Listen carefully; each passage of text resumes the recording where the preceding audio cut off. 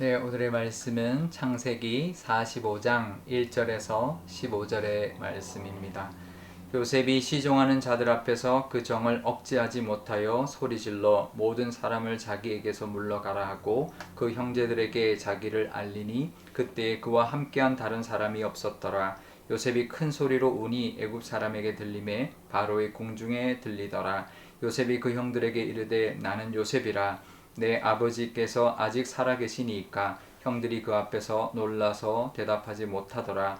요셉이 형들에게 이르되 내게로 가까이 오소서. 그들이 가까이 가니 이르되 나는 당신들의 아우 요셉이니 당신들이 애굽의 판자라. 당신들이 나를 이곳에 팔았다고 해서 근심하지 마소서. 한탄하지 마소서.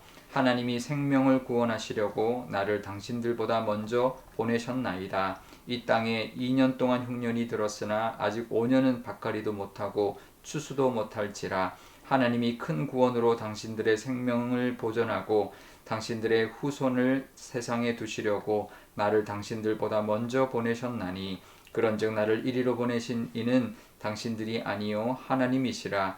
하나님이 나를 바로에게 아버지로 삼으시고 그 온 집의 주로 삼으시며 애굽 온 땅의 통치자로 삼으셨나이다. 당신들은 속히 아버지께로 올라가서 아뢰기를 아버지의 아들 요셉의 말에 하나님이 나를 애굽 전국의 주로 세우셨으니 지체 말고 내게로 내려오사 아버지의 아들들과 아버지의 손자들과 아버지의 양과 소와 모든 소유가 고센 땅에 머물며 나와 가깝게 하소서. 흉년이 아직 5해가 있으니 내가 거기서 아버지를 복량하리이다. 아버지와 아버지의 가족과 아버지께 속한 모든 사람에게 부족함이 없도록 하겠나이다 하더라고 전하소서. 당신들의 눈과 내 아우 베냐민의 눈이 보는 바 당신들에게 이 말을 하는 것은 내 입이라. 당신들은 내가 애굽에서 누리는 영화와 당신들이 본 모든 것을 다 내 아버지께 아뢰고 속히 모시고 내려오소서 하며 자기 아우 베냐민의 목을 안고 우니 베냐민도 요셉의 목을 안고 우니라. 요셉이 또 형들과 입 맞추며 안고 우니 형들이 그제서야 요셉과 말하니라. 아멘. 예, 잠깐 기도하겠습니다.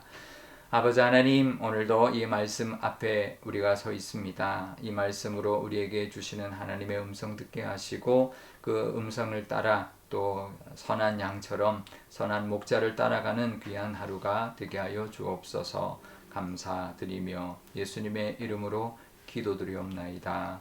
아멘. 네. 요셉이 드디어 형들에게 자신을 드러냅니다. 애굽 사람들 다 내보내고는 자신이 요셉이라고 이제 밝히면서 큰 소리로 이제 울었는데요. 아마 참았던 눈물이 터져 나왔을 겁니다. 겉으로는 엄하게 했지만 속으로는 너무나도 반갑고 기뻤던 것인데 참고 참았던 눈물이 이제 터져 나온 것이죠. 그러면서 3절에 요셉이 아버지가 아직 살아 계시느냐라고 물었는데 형들이 아무 대답을 못합니다. 아마 놀랐을 것이고 두려웠을 겁니다.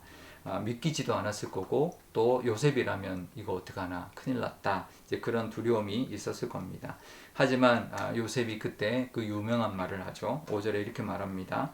당신들이 나를 이곳에 팔았다고 해서 근심하지 마소서. 한탄하지 마소서. 하나님이 생명을 구원하시려고 나를 당신들보다 먼저 보내신 것입니다. 나를 여기로 보내신 분은 하나님이십니다. 이 고백을 하는 것이죠. 우리가 이걸 너무 잘 알지만 어떻게 이렇게 말할 수 있을까요? 분명히 형들이 판 것은 사실입니다. 그런데 어떻게 이렇게 말할 수 있을까?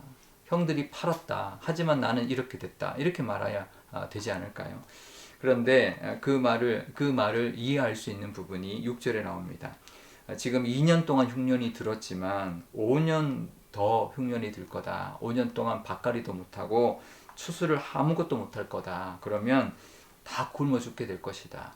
그 당시 7년 흉년이라 그러면 정말 많은 사람이 죽었을 겁니다. 옛날에 전쟁할 때 이제 성을 포위하죠. 그럼 다 굶어 죽습니다. 성경에도 나오는데 굶어 죽게 되니까 자식들을 어린 아이들을 서로 잡아먹자 이제 그러면서 생명을 부지하는 경우가 이제 성경에도 나오는데요. 그 정도로 7년 흉년이면 이제 다 죽을 수밖에 없는 부자가 아니면 돈이 없으면 죽을 수밖에 없는 그런 상황인데 그 굶어 죽지 않게 하려고 그 큰 구원을 하시려고 나를 먼저 보낸 것이다. 그렇게 말하고 있는 것이죠. 7절에 요셉이 이렇게 말합니다. 하나님이 큰 구원으로 생명을 보존하고 세상에 당신들의 후손을 두시려고 자기를 먼저 보낸 것입니다. 이렇게 말을 하는 것이죠. 그러니까 큰 구원 때문에 자기를 이렇게 먼저 보낸 거다. 이렇게 말을 하는 것입니다.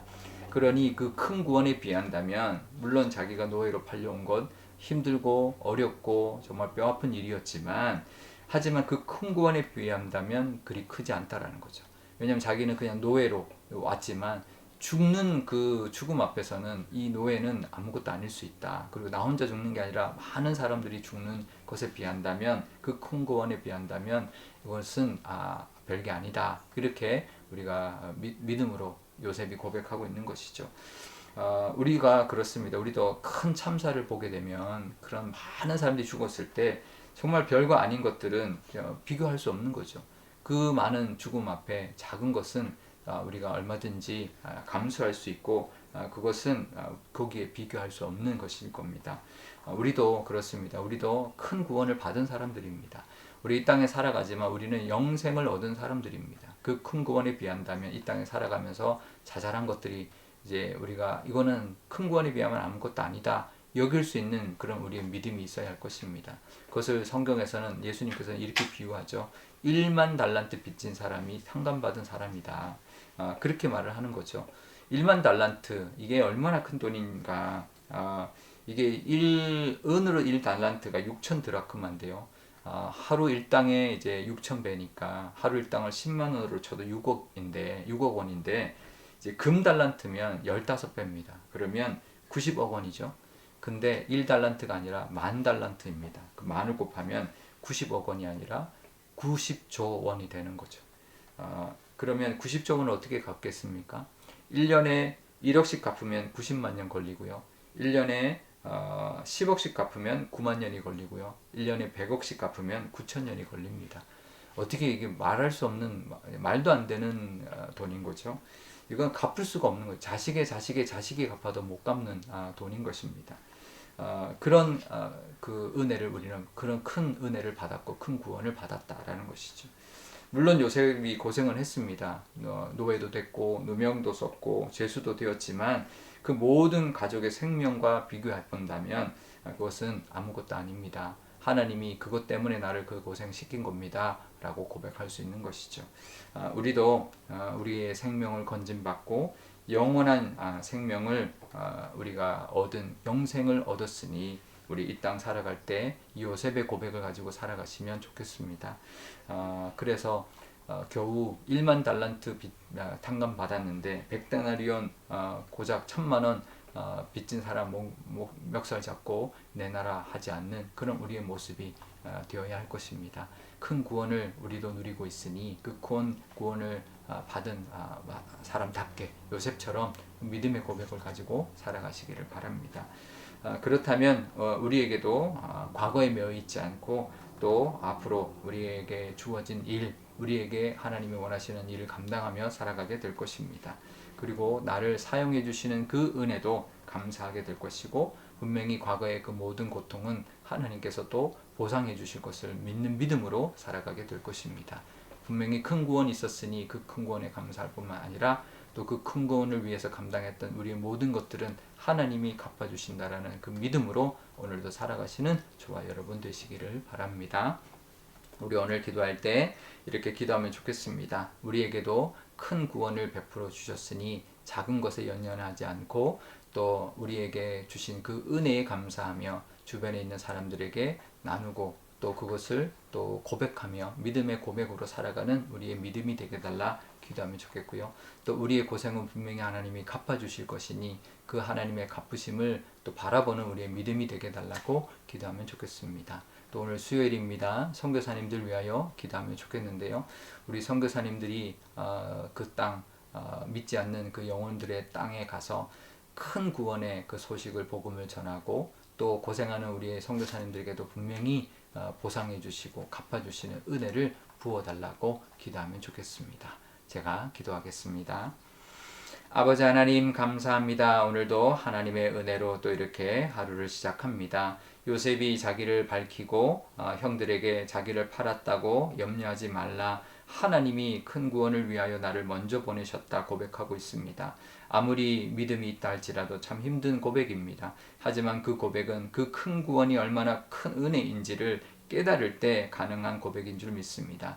우리도 하나님 큰 구원을 받았습니다. 이 땅에서의 삶이 전부가 아니라 우리는 영생을 얻은 큰 구원의 은혜를 얻은 사람들이니 이 땅의 작은 것에 연연해야 하지 않는 그런 믿음의 모습과 믿음의 고백이 있게 하여 주옵소서. 또 요셉이 또 그렇게 말할 수 있는 것은 그 고생이 있었지만 하나님이 보상해 주시는 그 총리로서의 역할, 또 총리로서 부어주시는 하나님의 은혜가 있기 때문에 또 감사하고 또 하나님께 또 영광 돌리며 살아가고 있는 줄 압니다. 우리에게도 분명히 하나님께서 갚으시는 은혜가 있을 줄 아오니 그것을 바라보는 우리의 믿음도 되게 하여 주옵소서. 선교사님들 위하여 기도합니다. 큰 구원의 복음의 소식을 그 땅 가운데 전하게 하시고 그것이 그 땅 가운데 열매로 드러나게 하시며 또 우리 선교사님들이 고생하는 모든 것들을 하나님께서 다 갚아주셔서 정말 영적으로도 또 육적으로도 많은 열매로도 갚아주시는 하나님의 은혜를 부어 주옵소서. 감사드리며 예수님의 이름으로 기도드리옵나이다. 아멘. 주기도문 하겠습니다. 하늘에 계신 우리 아버지, 아버지의 이름을 거룩하게 하시며 아버지의 나라가 오게 하시며 아버지의 뜻이 하늘에서와 같이 땅에서도 이루어지게 하소서. 오늘 우리에게 일용할 양식을 주시고 우리가 우리에게 잘못한 사람을 용서하여 준 것 같이 우리 죄를 용서하여 주시고 우리를 시험에 빠지지 않게 하시고 악에서 구하소서. 나라와 권능과 영광이 영원히 아버지의 것입니다. 아멘.